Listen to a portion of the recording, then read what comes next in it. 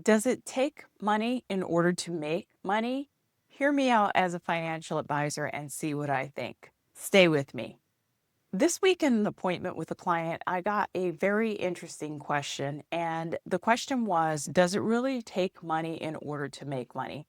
I had to stop and think for a while in my decade of experience as a financial advisor because I wanted to give the client an accurate but also optimistic answer. And I'm going to share that answer with you today. So, does it really take money in order to make money? Yes, with an asterisk. The reason why I answer that way, the first reason is compounding. If you give me an account with $1 million versus an account with $1,000 with a 7% rate of return. So, if you take the account with $1,000, after a year, that account will have $1,070. If you take the account with $1 million, you'll have $1,070,000, meaning you have $70,000 of accumulated interest over the course of 1 year. Now, the average American earns about $60,000 annually. So that compounding, that 1 year of compounding is more than many Americans make at a 9 to 5 job in the year. But the trick is you got to get to 1 million. I say this a lot in terms of retirement planning. If you can do the hard work and heavy lifting and get to 650,000, we can almost certainly get you to 1 million. I noticed that very early in my career in managing accounts with that hit the 650,000 mark. In the 3 to 5 years following, the person would almost certainly clear a million with the given asterisk of good market performance and continued financial prudence. If they were doing a retirement account, they would continue putting money into that retirement account. They would continue getting a solid rate of return. And 3 to 5 years in the future, they would cross the 1 million threshold. The reason why we don't see millionaires a lot with retirement accounts is because it's hard as heck to get to that $650,000 threshold. That's often the culmination of decades of savings for the average American, or really the average American never makes it to 650,000. The average retirement account sits at about $270,000.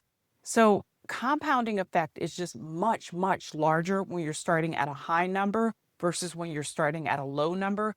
Think of it as a snowflake evolving into a snowball, evolving into an avalanche. It spends a long time at a snowflake. So if you're starting off your retirement or wealth building savings and you can only do $200 a month, it takes a very long time for that snowflake to reach the snowball stage. If you're doing $200 a month, it probably takes more than 10, somewhere between 10 and 15 years, maybe a little bit more, to cross the 100,000 threshold. And personally, I think a lot of people in America do not really adhere to retirement savings because it's just such a long, boring process. And for the first umpteenth years, you really don't see progress, but you're feeling that money come out of your paychecks. Compounding is the first reason I think it takes money to make money. The second reason is access to opportunities and favorable interest rates. If you saw the opportunities, interest rates, and investment options that rich people have, you would weep. For example, if you needed to borrow money and you have millions of dollars, I can get you a loan instantaneously at very favorable interest rates. Why do institutions, financial institutions, make money so cheap and readily available for the rich? A, they want them to borrow the money, but B, the rich often want to leverage what they have, right? So let's say I have a multi-million dollar portfolio and I want to buy an $80,000 car. So I could sell my stock and pay the capital gains tax on the sale of that stock and pay the state tax on the sale of that stock. Or I can ask Schwab to lend me money collateralizing my multi-million dollar stock portfolio, and I just pay it back over time with dividends or with other sources of income. The vast majority of wealthy people in many situations will choose to borrow and pay back versus selling the stock that they have. And there's a multitude of reasons for this. There's tax reasons, there's also inheritance reasons. Let's say I want that $80,000 car and I'm 85 years old. I'm near death, right? When I die, my kids will receive a step up in basis and receive my money initially tax free. So they can worry about paying back the $80,000 loan if the interest rate is low enough and just give me the $80,000. I'll take it today to go and buy the car that I want. So the wealthy, once you hit a certain threshold, and the threshold probably about 2.5 million, you have financing options that most Americans never have access to at interest rates that most Americans never have access to. And a lot of very wealthy people, instead of taking that $80,000 and buying a car, a lot of wealthy people take that $80,000 and invest it in another business opportunity. So the loose and easy credit at good interest rates give them an opportunity to leverage and extend themselves more to purchase additional revenue generating assets. The third reason why I think it takes money to make money is your ability to absorb risk is just much larger when you have money. There are certain investment opportunities that don't make sense when a person has $10,000, but could be viable when the person has $1 million.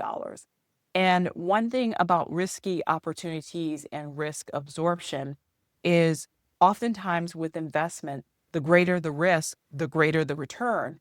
So some of these investments do have a high level of risk or have other features that the average investors wouldn't be suitable for the average investor. But for someone with a very high net worth, they can accept that level of risk and they can accept those provisions in that investment. And in exchange for that, they get a much larger rate of return. So those are three key things in taking money to make money. Your compounding effect is much larger. You have access to financing opportunities that most people only dream of. And your ability to absorb risk is much larger. Therefore, you'll probably get a greater rate of return with that larger absorption of risk. There's a few things that I wanted to point out that are against it takes money to make money. First is technology has lowered a lot of barriers. It used to be so hard and involved to start a company or a side business or to get something going. Now we have the advent of do-it-yourself websites, things like Canva, things like ChatGPT and AI technology, things like AI editing of software for YouTubers. The barrier for starting certain businesses has gotten much, much lower than it had been in previous decades because there's a lot of activities that you would have to hire out someone and pay someone to do, like editing, designing, thumbnails for YouTube, things like that, that now you can do it yourself and you just pay a flat annual fee to Canva, or you pay a flat annual fee to ChatGPT to do the work of an assistant or of an editor or of someone who can help you design and build what you needed to design and build. Technology is basically making it much, much easier to make money. And a lot of things that required a lot of money and a lot of connection in the past is now a do-it-yourself show and can be supplanted to some extent by technology. The next thing is education and ingenuity. If you give me someone, and I've always noticed this in my book of business, I can pretty much tell you if I meet you in your 20s, the people who are going to go far versus the people who are going to struggle. It has a lot to do with education and ingenuity. And I know that education isn't always widely available. However, if you look at the studies, education really correlates with earnings. It still correlates with earnings. Are there exceptions to that? Yes, of course. But for the most part, the more you learn, the more you earn. That hasn't changed. Someone who has a sense of ingenuity, meaning they're ambitious and they're going to figure it out. There's bright, capable people and they're going to figure it out. If you have education, ambition, and ingenuity, you can go far. You can go far. Now, it doesn't necessarily mean you're going to be a billionaire, but you can create a successful life, especially if you live in an environment that's rich for, or that really values that. I have the good fortune of living in San Francisco where there's a lot of opportunities in technology, finance, and healthcare. And if you have the education, the ingenuity, and the drive, you can actually go really far in San Francisco. So that's something where it's something outside of money that can make you go far is education, ingenuity, and ambition. The next one, the final one, time and dedication can make up for money. And this is a hard one because I think people want to have time and dedication, but it just doesn't work out that way. Imagine being that individual who's going to put away $200 a month starting at 20. By age 65, you could have 2.8 million at a certain rate of return. How many people actually make it to age 65 with 2.8 million? Here's the answer, not many, because not very many people want to take the time or dedication to consistently contribute that $200 a month. I understand that other things can happen between 20 and 65 that can take you out of the running that don't really have anything to do with time and dedication. But a lot of it does have to do with time and dedication. Like I said, as stated before, the problem with putting away $200 a month is it's too slow for many people. And when people don't see appreciable impact over time, they get bored and dedicate that $200 somewhere else. And so a lot of people give up before the real power of compounding and compound interest takes over. I always tell people, if you give me enough time, I can make you a millionaire. If you're willing to work with me and listen to what I tell you and do what I ask, I'll make you a millionaire. Some people take me up on that offer. A lot of people don't. And it's always surprising to me because people are paying me for my services. And I've just made you the offer of a lifetime. I would be like, yes, tell me what I need to do. I will do whatever it takes to get from here to there. But a lot of people don't. A lot of people don't take me up on the offer, or they initially take me up on the offer and then they get distracted by something else. And then they don't want to put in the same time and dedication towards reaching their financial goals. So, from a financial advisor's perspective, does it take money to make money? Yes, but there are some ways that you can shortcut that and circumnavigate it, and that is using technology to your advantage to make money, education, ingenuity, and ambition, and time and dedication. So there you have it from a financial advisor's perspective. Tell me what you like, tell me what you don't like, and if you found this information useful, please share and subscribe.